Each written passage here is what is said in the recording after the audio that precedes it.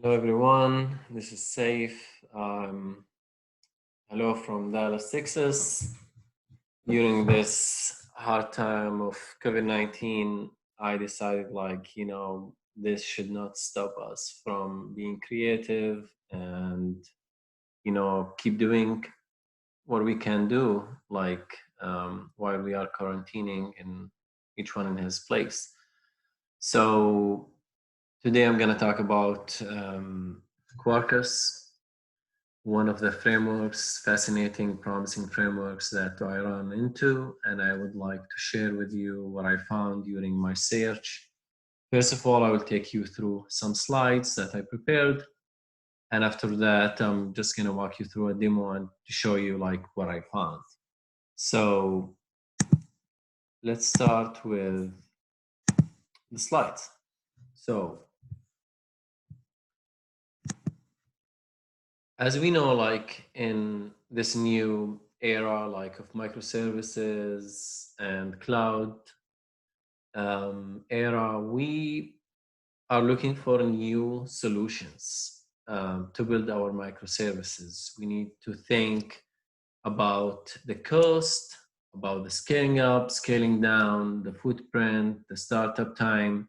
In the past, we used to have our parent servers, so it was, we own these servers, but now these servers are in the cloud. And if you host an application on Amazon, you need to be aware of how much you spend every month, and you need to be also aware of how much my application or how fast it will scale up, scale down, and all these factors.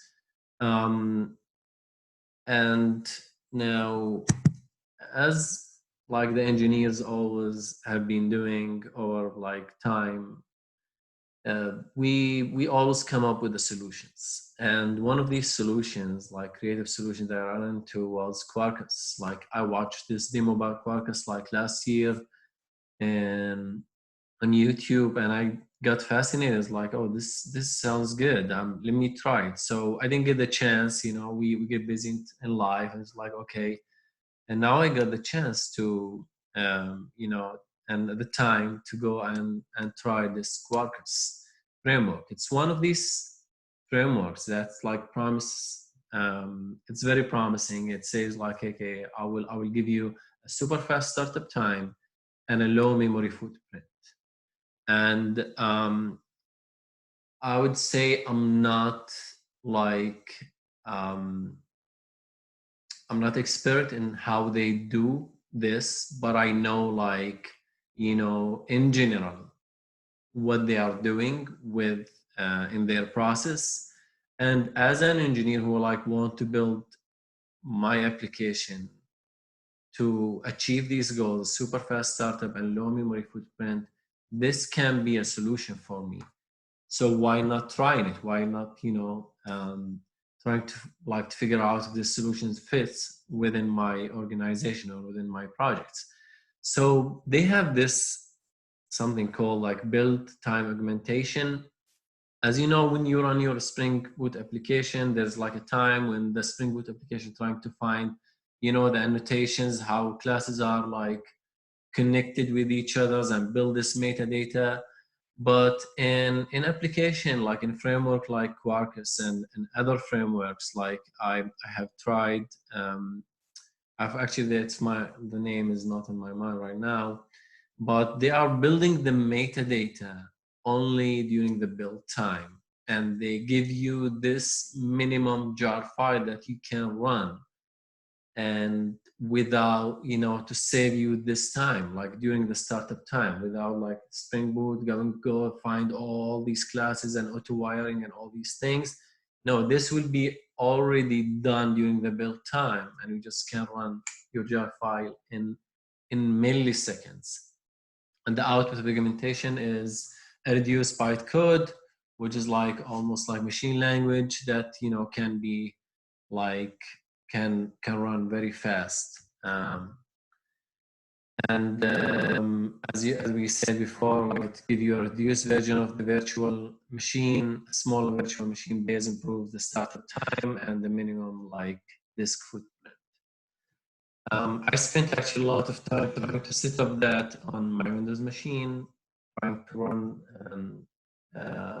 the step of Quarkus native.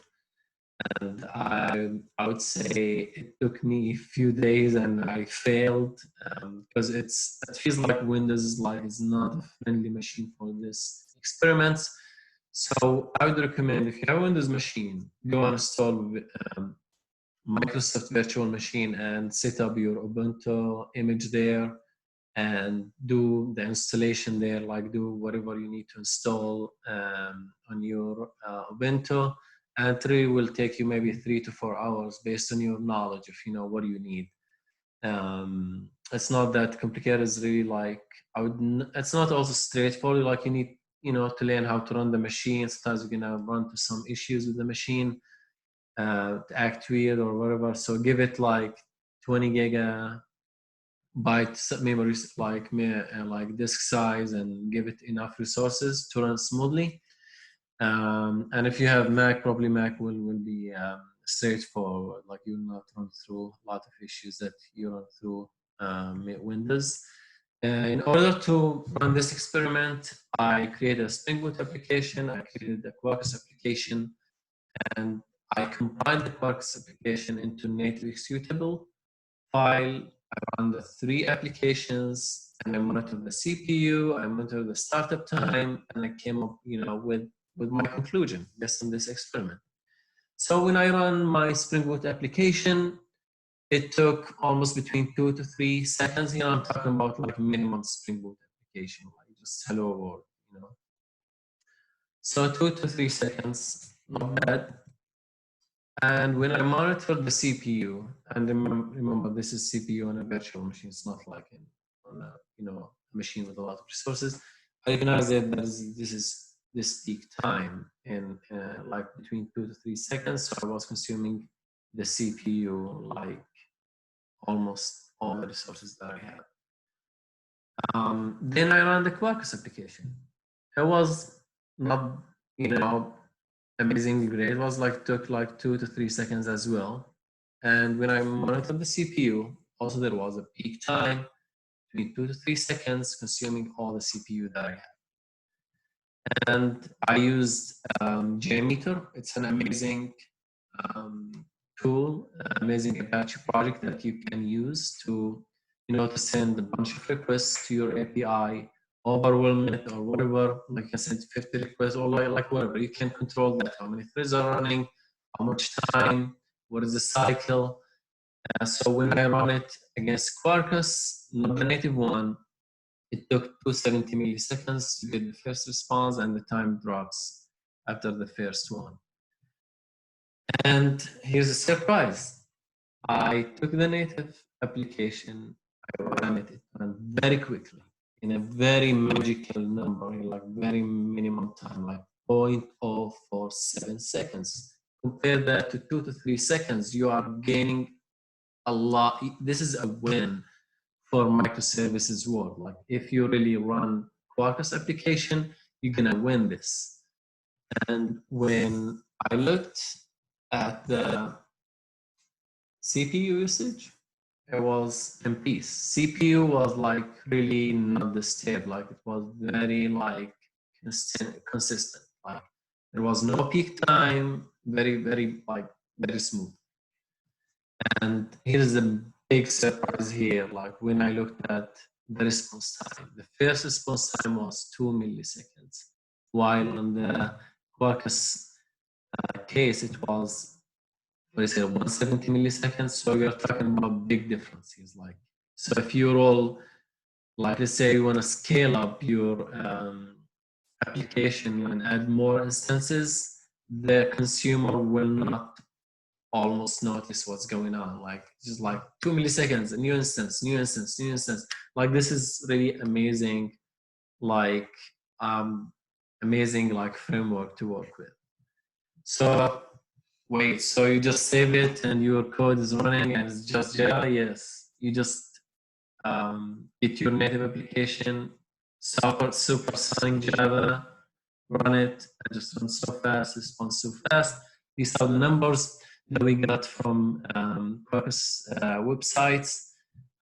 As you can see here, the memory usage or memory footprint, like this is for Quarkus native, this is Quarkus, and this is like something like Spring Boot or any cloud application. You can see the differences, and also in the response time, the first response time, like you can see the differences between the Quarkus native and like something like cloud, any other cloud native application.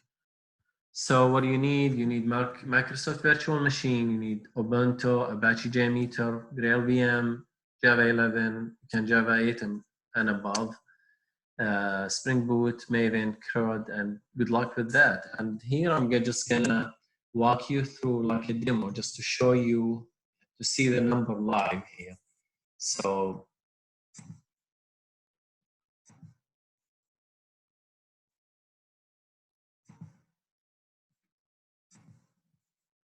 here's our Ubuntu.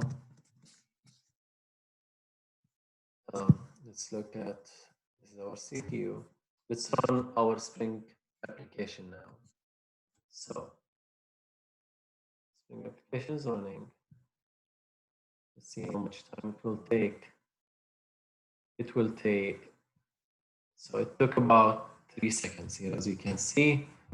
And if you look at memory, we can see this peak time in the CPU. We can go also the JMeter, as you can see, I showed you like the JMeter, you can define a thread group. You can select, I want 10 threads to run and 1 second between them. I just look at, let me make it like not more than that. And save it, save. And now I'm gonna add listener. And it could be like table. And now I'm gonna run.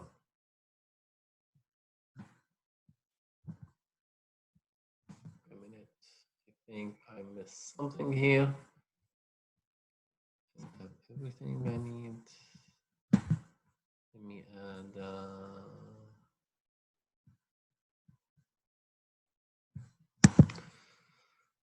Okay, this plan, Quarkus, and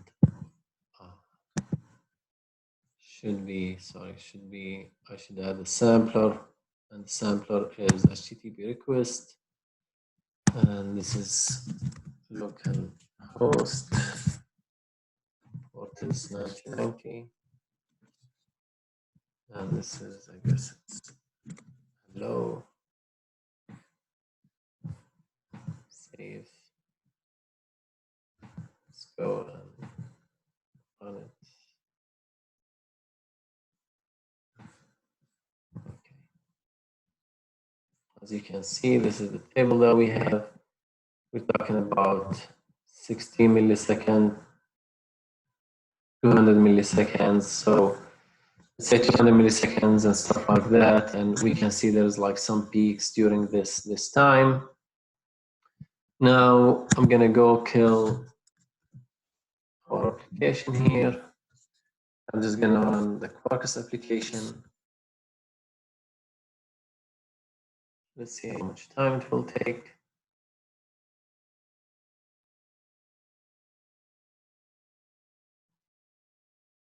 All right. So it took about 3 seconds. If we look at the memory, there is this peak time.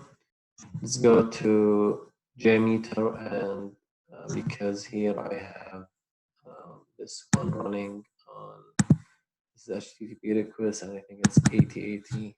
This one, just because I ran them at some point, ran them on the same time. And here I'm just gonna add a listener. And this is a J table, and now I'm gonna run it.